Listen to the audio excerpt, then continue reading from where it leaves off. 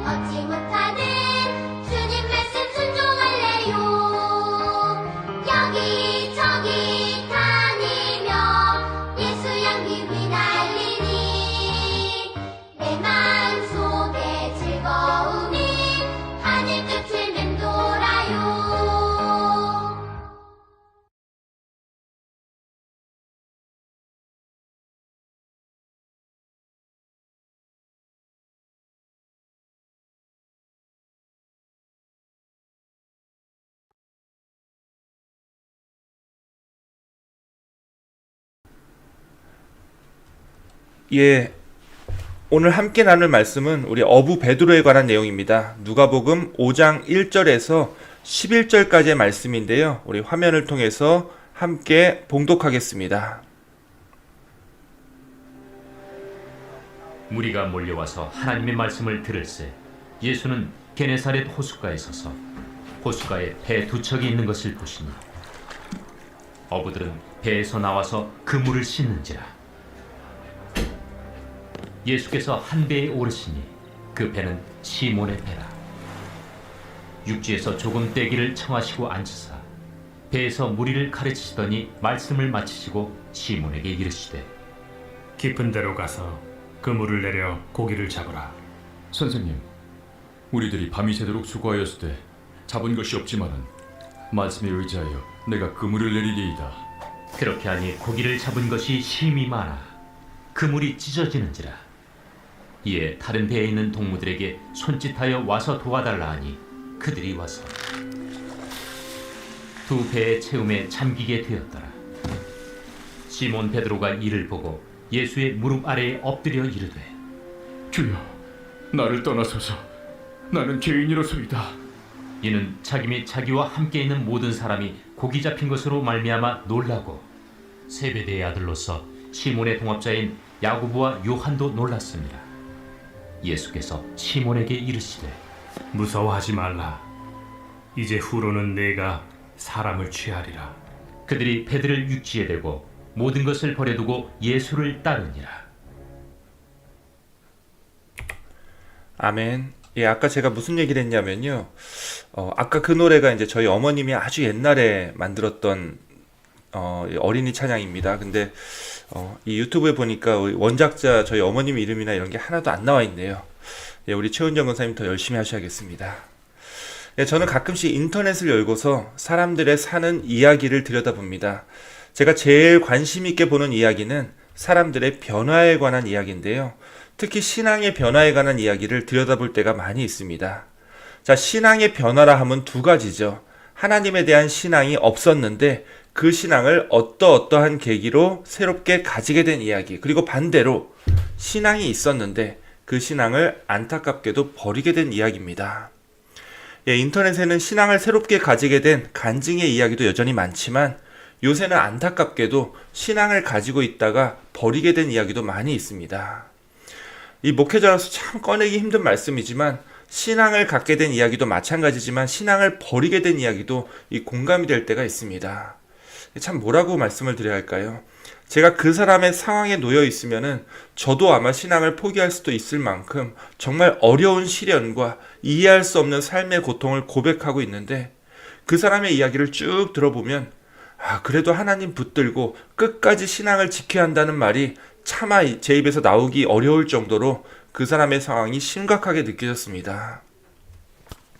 물론 기본적으로 교회로 인한 상처가 너무 깊어서이기 때문에 목회자인 제 얘기가 그분의 귀에 절대로 들리지 않을 거란 그런 두려움이 들기도 하지만 정말 그런 분들의 입장을 생각해보면 그래도 계속 근처에 다른 좋은 교회를 찾아서 다녀보시라고 말씀드리기가 참 민망하고 미안할 정도입니다.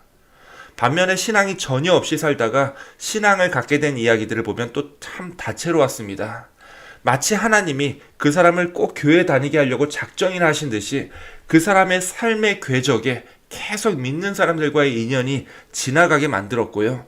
결국 곁에서 계속 도움을 주는 그 믿는 사람에 대한 고마움과 또 하나님에 대한 막연한 호기심으로 교회를 한번 방문하게 되었고 지금은 열심히 하나님과 교회를 섬기면서 늘 기쁨으로 충만한 삶을 살아가고 있다라는 간증이었습니다. 여러분들은 어떻게 해서 신앙을 갖게 되셨습니까?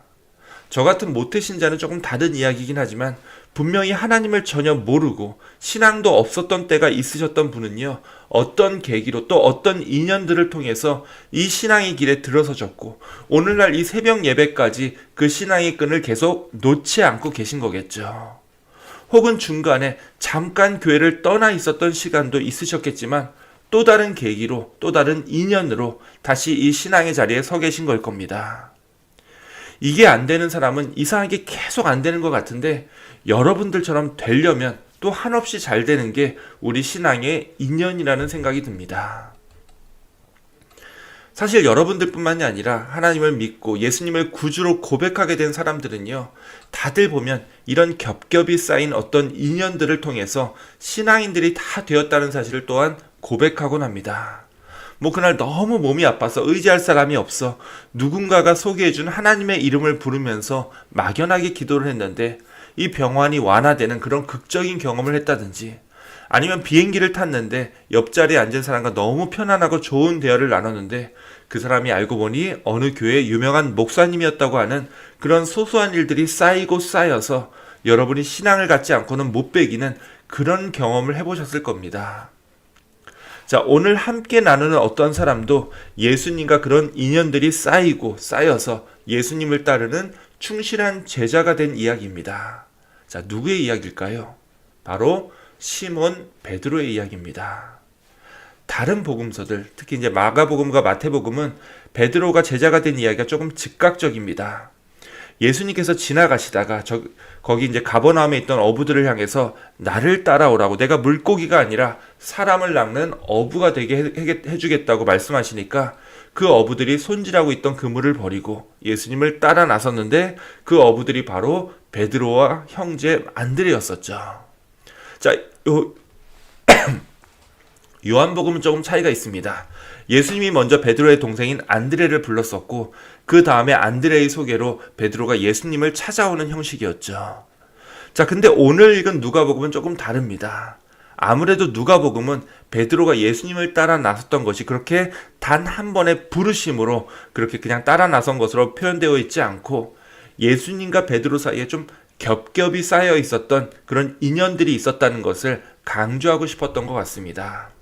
그래서 누가복음에서 시몬 베드로가 나오는 제일 첫 번째 장면은요, 어제 말씀에 해당되는 누가복음 4장부터입니다. 자, 예수님께서 갈릴리의 가버나움으로 내려오셨다라고 되어 있는데요. 이 전의 장면이 바로 어제 나눴던 예수님께서 자신의 고향인 나사렛을 찾아갔던 이야기입니다.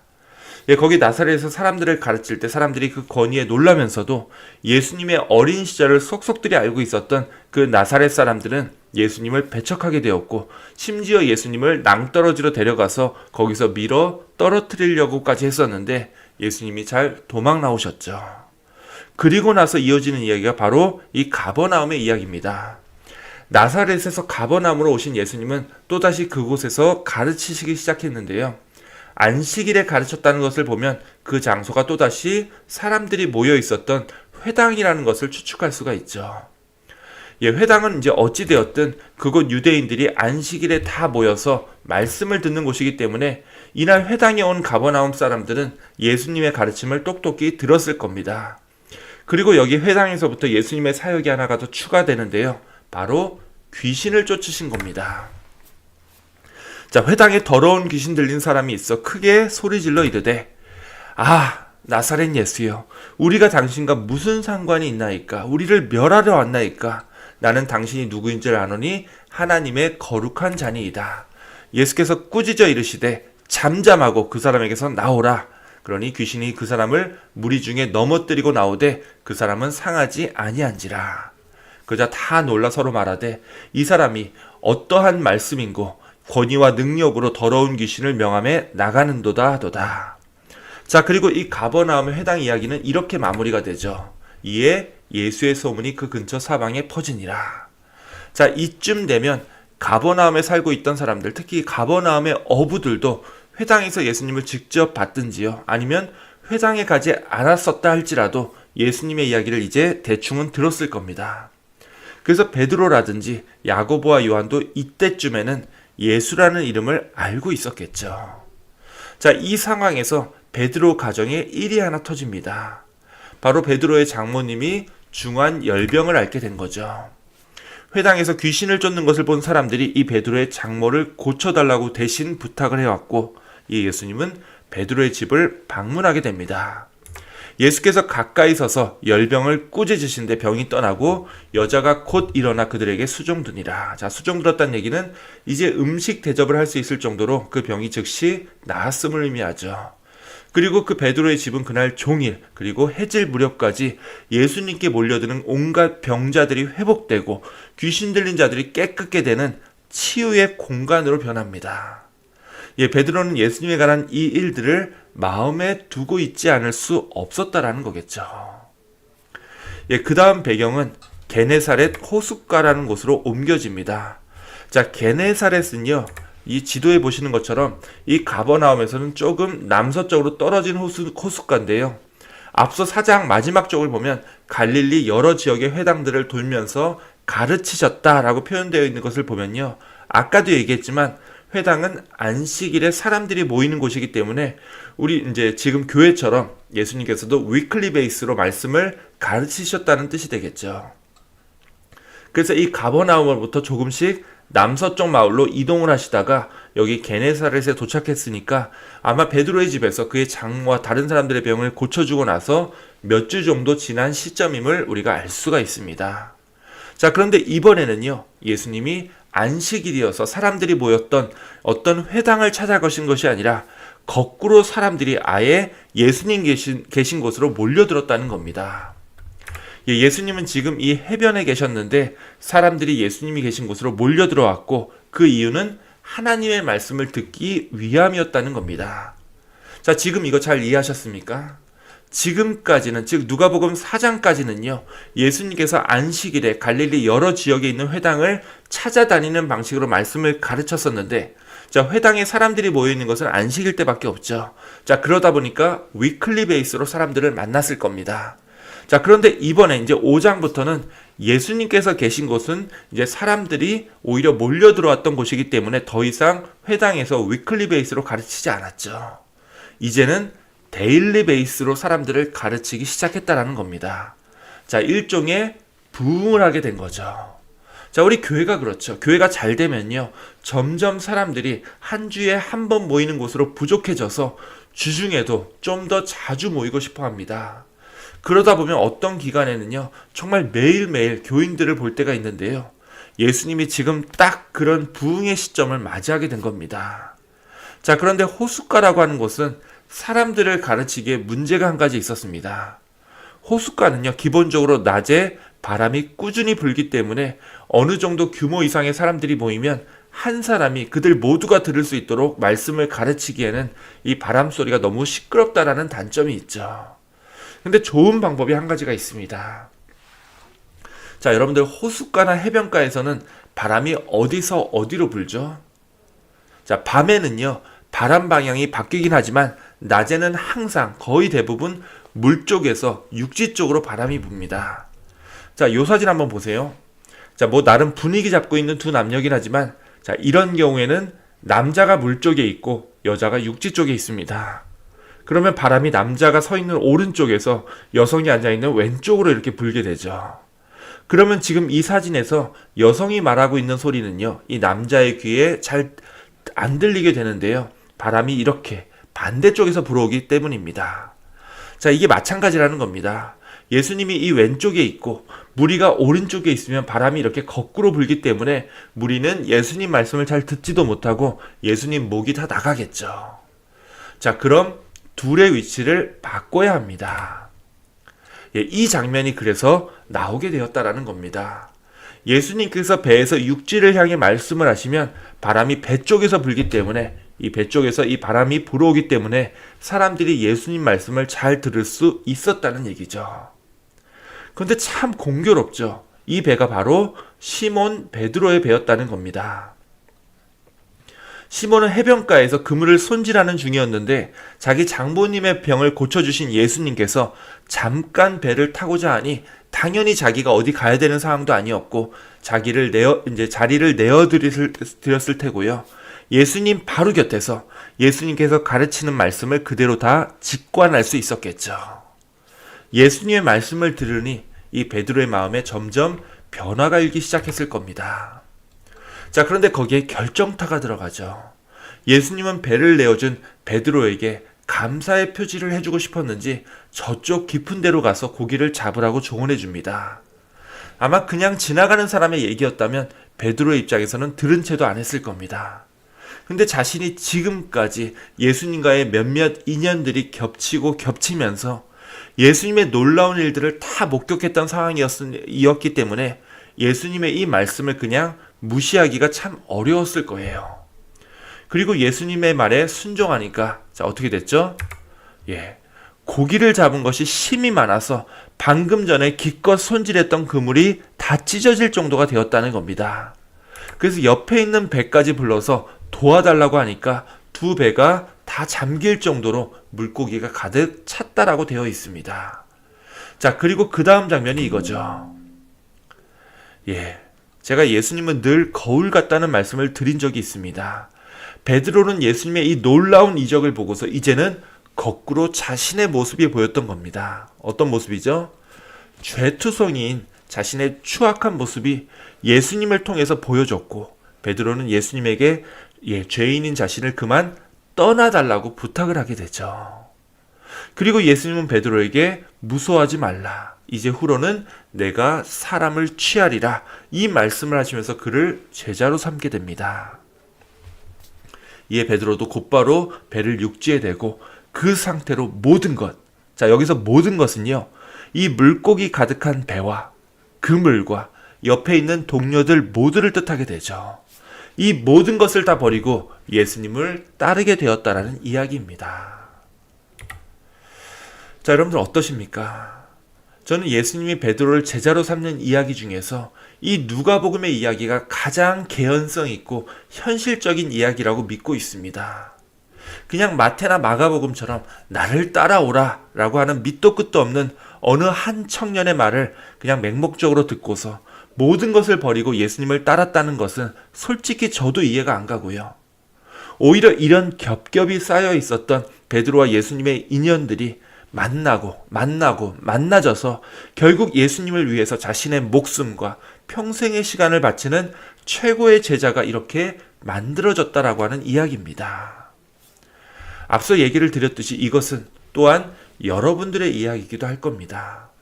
여러분도 역시 예수님이 여러 번의 인연을 통해서 여러분을 스쳐 지나갔었고 결국 이 베드로처럼 마지막에는 설득되어서 이렇게 이른 새벽에 저와 함께 기도하는 시간을 갖게 되었다라는 거죠. 또한 이것은 여러분이 앞으로 전도하실 분들의 이야기이기도 합니다. 단 한 번의 전도로 그 사람을 온전한 그리스도인으로 바꾸겠다는 것은요, 우리의 지나친 욕심일 수밖에 없습니다. 이 베드로와 예수님의 겹겹이 쌓여 있었던 인연들처럼 우리가 전도할 분들에게 하나님의 사랑과 예수님의 구원을 소개할 수 있는 수많은 인연과 계기들을 만들어 주어야 되고요. 언젠가 그들이 도달할 예수님의 구원까지 기다려주고 함께 기도하는 것이 바로 우리들의 사명이라는 겁니다. 오늘 여러분들의 하루 속에 또 다른 신앙의 인연과 전도의 계기가 나타나길 원합니다. 그래서 언젠가 오늘 이 날을 기억하면서 여러분을 통해 주님을 알게 되었느라고 고백하는 또 다른 믿음의 식구들이 우리 교회로 인도되시기를 우리 주님의 이름으로 축원합니다. 아멘. 이 시간 우리 함께 찬송가 569장 선한 목자 되신 우리 주 함께 찬양하겠습니다.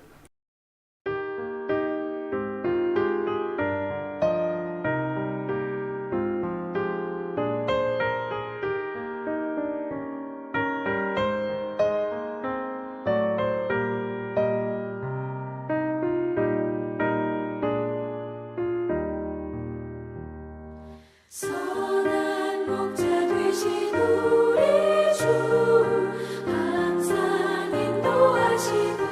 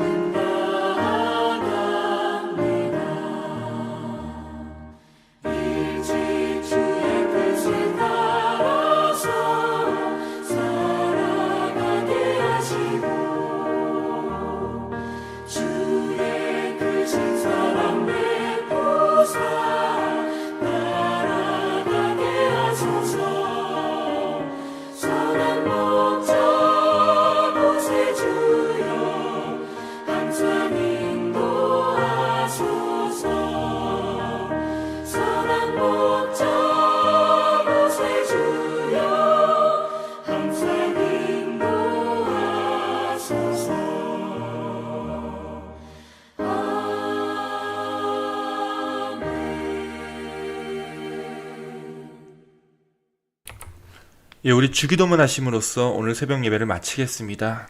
하늘에 계신 우리 아버지여, 이름이 거룩히 여김을 받으시오며 나라의 임하옵시며 뜻이 하늘에서 이룬 것 같이 땅에서도 이루어지이다. 오늘날 우리에게 일용할 양식을 주옵시고 우리가 우리에게 죄 지은 자를 사하여 준 것 같이 우리의 죄를 사하여 주옵시고 우리를 시험에 들게 하지 마옵시고 다만 악에서 구하옵소서. 대개 나라와 권세와 영광이 아버지께 영원히 있사옵나이다. 아멘. 예, 오늘 하루도 승리하신 하루 되시기 원합니다.